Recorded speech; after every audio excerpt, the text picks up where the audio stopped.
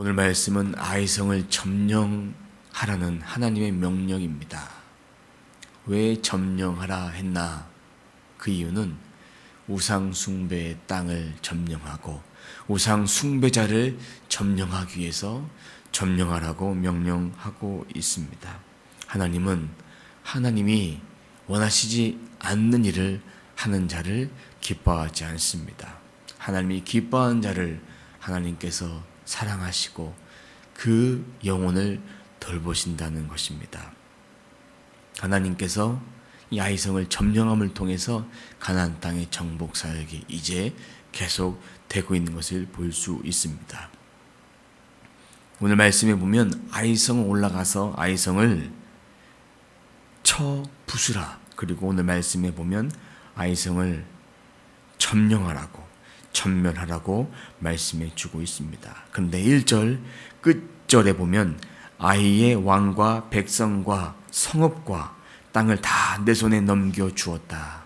이 말씀 때문에 아이성은 이제 하나님의 손에 있고 이스라엘 백성에게 전멸당하게 되어 있는 것입니다. 그런데 오늘 말씀에 보면 여리고를 점령했듯이 그렇게 점령하도록 하나님께서 말씀해 주고 있습니다. 여리고도 점령했고 아이성도 점령하길 원하십니다.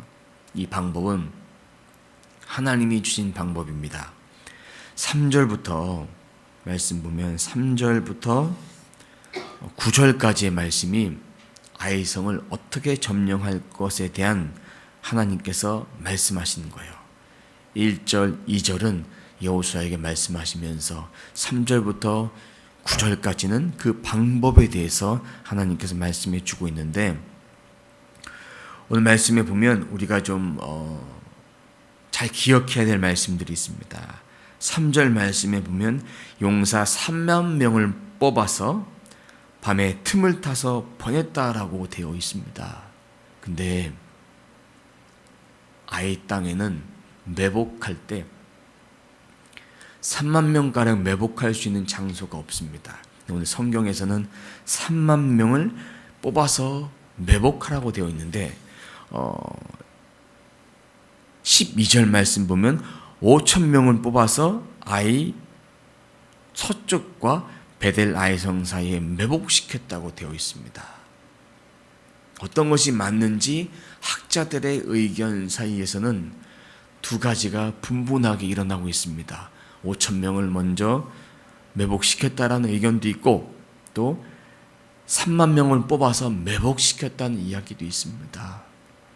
하지만 숫자보다는 우리가 봤을 때 하나님께서 먼저 소수정의 군대를 매복시켰다.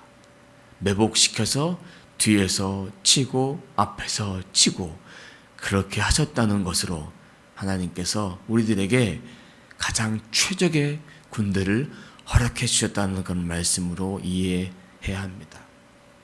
매복시킨 다음에 4절 말씀 보면 너희들은 성 뒤로 가서 성에서 너무 멀지 않는 곳에서 매복하고 모두를 공격할 준비를 갖춰라. 매복함을 통해 준비를 갖춥니다. 그 다음에 5절입니다. 나와 함께 있는 모든 군인은 그 성으로 접근하겠다. 그리고 싸우려고 나오면 뒤를 돌아서 도망할 것이다. 다 계획된 거예요. 하나님께서 점령하라 했기 때문에. 그들은 누구냐면 아이성의 사람들입니다. 그들이 우리를 뒤쫓고 그들은 성 밖으로 이끌어낼 것이다. 성에서 다 이끌어내서 성을 점령하는 것이 목적입니다. 그런데 성 밖으로 낸 다음에 그 상태를 보면 오늘 말씀에는 17절 말씀 보면 17절 말씀 보면 그 성의 상태를 보면 성이 비어 있어요. 17절 아이성과 베델에 있는 이스라엘 군대를 추격하지 않고 남아있는 사람이 하나도 없었다. 그들은 성문을 열어둔 채 이스라엘 군대를 추격하였다. 비어 있어요. 정말 기가 막힌 방법이죠. 비어 있는 상태에서 아이성을 점령을 합니다. 점령한 다음에 불을 놓습니다. 그것이 19절의 말씀입니다. 돌진하여 들어가 성을 점령하고 순식간에 그 성에 불을 놓았다. 이것을 본 다음 20절에 성 사람들이 뒤를 돌아보니 연기가 그 성의 하늘로 치솟고 있었다. 그들은 어느 곳으로 도망할 수 없게 되었다. 광야로 도망하는 척 하였던 이스라엘 군대는 뒤쫓아 사람들에게로 돌아섰다. 그 다음 21절입니다. 여호수아와 온 이스라엘 사람은 복병이 그 성을 점령하고 매복한 군대가 그 성을 점령한 거예요. 그래서 연기가 그 성에 치솟는 것을 보고 돌이켜 아이성의 사람들을 무찌른 것입니다. 오늘의 방법은 하나님이 주신 지혜를 가지고 했던 것입니다. 그래서 그 성에 있는 모든 사람들이 다 진멸당했습니다. 그리고 23절 말씀 보면 아이성의 왕만은 사로잡아 여호수아에게로 끌고 왔다. 왕만은 살려둔 거예요. 왕은 나중에 마지막으로 심판합니다. 29절 아이성의 왕을 저녁 때까지 나무에 매달아 두었다가 해가 질 때에 사람들에게 명령하여 나무에서 그의 주검을 끌어내려 성문어기에 내버려 두게 하였다. 사람들이 그 주검 위에 큰 돌무더기를 쌓아 놓았는데 그것이 오늘까지 남아 있었다. 이 얘기는 전쟁을 할 때에 왕을 사로잡아 매답니다. 왕을 죽여야 전쟁에 승리한 것이기 때문에. 근데 왕은 해가 지기 전에 그 주검을, 시체를 내려야 돼요. 왜냐하면 내리지 않으면 그것은 하나님이 기뻐하지 않는 거예요. 율법에 해가 지기 전에 그 시체를 내려서 무덤에 묻는 거예요. 끌어내리는 거예요. 오늘 말씀 모든 것은 다 하나님의 뜻대로 되어지는 것이에요. 하나님의 명령대로 전투를 했습니다. 우상 숭배자들을 진멸했습니다. 이것은 하나님이 기뻐하는 일입니다. 가나안 땅에 들어가서 가장 먼저 여리고성을 점령했습니다. 그리고 아이성을 점령했습니다. 아이성을 점령하면서 모든 사람들은 다 죽여라. 그리고 전리품을 취하라고 말씀해 주셨습니다. 전리품은 전쟁을 취하는 사람들이 얻어야 될 당연한 대가인데 하나님이 이것을 취하라고 말씀하셨기 때문에 취하는 거예요. 취하지 말라고 말씀하시면 그것을 취할 수 없는 것입니다. 모든 군인들이 모입니다. 모여서 율법책에 있는 말씀들을 나눕니다.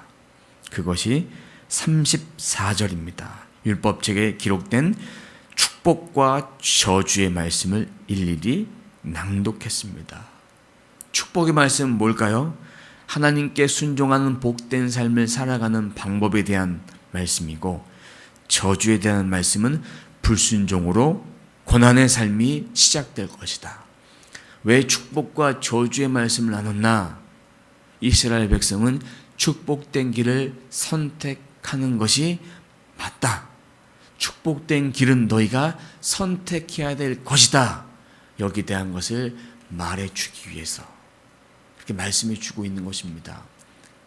허나 저주된 길을 선택했을 때 너희들의 삶은 고난이 계속될 것이고 그 길을 통해서 하나님께 불순종하게 될 것이다. 이 말씀을 해주고 있는 것입니다. 사랑하는 여러분, 하나님께서는 우리들에게 축복된 길, 하나님을 선택하기를 원하십니다. 하나님 말씀을 선택하는 것이죠. 우리는 하나님을 선택하겠습니까? 세상을 선택하겠습니까? 하나님을 선택하는 자에게는 심판도 없고 전멸도 없고 완전한 승리를 가져다 줄 수 있는 것입니다. 하나님을 선택하지 않았던 아이성의 사람은 심판받았던 것입니다. 저주받았던 것입니다. 우리는 죄와 사망에서 우리를 구해 주셨던 예수 그리스도의 은혜를 오늘 말씀을 통해서 보아야 합니다. 예수 그리스도를 믿는 자는 심판도 없고 저주도 없고 전멸당하지도 않고 죽음당하지도 않습니다. 영원한 구원, 생명의 약속이 오늘 말씀에 있는 것을 보아야 합니다. 그리고 오늘 말씀을 통해서 예수 믿는 자가 선택해야 될 것은 하나님의 말씀임을 오늘 말씀을 통해서 주고 있습니다. 우리가 선택해야 될 것은 세상이 아니라 하나님 나라, 하나님의 말씀임을 기억하며 오늘도 예수님을 깊이 묵상하며 예수님이 내 삶 가운데 어떠한 삶을 살기 원하시는지 그것을 깊이 새겨보며 묵상하며 나는 과연 선택해야 될 순간에 흔들리지 않는 그런 믿음을 살아가는 저와 여러분 되시길 주님의 이름으로 축원합니다. 기도하겠습니다. 하나님 감사합니다. 오늘 말씀을 통해서 우리가 선택해야 될 것이 무엇인지를 바르게 가르쳐 주셨습니다. 아이성에 있는 우상 숭배자가 살아가는 그 방법을 택해서 전멸당하고 다 죽임당하고 망하는 인생이 아니라 하나님의 자녀는 하나님의 말씀을 선택하며 그 말씀을 따라 살아감을 통해서 이 땅에 무엇이 소망이 있는지를 오늘 말씀을 통해 보여줌을 감사합니다. 하나님, 오늘 말씀을 단순히 전쟁에서 승리한다 이 말씀으로 끝나는 것이 아니라 이 말씀을 통해서 하나님을 선택한 자는 축복된 길을 선택하고 축복된 길을 선택한 자는 하나님을 예배하는 일, 말씀 보는 일, 하나님을 더욱더 가까이 하는 일을 선택함을 통해서 축복된 길이 우리들에게 열려있음을 기억하게 도와 주옵소서. 삶에 잠시 잠깐의 고난이 있다 할지라도 삶의 어려움이 있다 할지라도 우리가 선택해야 될 것은 하나님의 말씀을 붙잡는 일임을 기억하게 도와 주옵소서. 우리 안에 예수 심령 가지고 예수 능력 가지고 예수 사랑 가지고 예수님의 말씀 가지고 그렇게 끝까지 믿음으로 살아낼 수 있도록 도와 주옵소서. 오늘 하루의 삶이 오직 예수로 말미암아 힘을 얻어 하나님의 방법을 따라 살아갈 수 있는 거룩한 삶이 되게 하여 주옵소서. 감사드리며 예수님의 이름으로 기도드립니다. 아멘.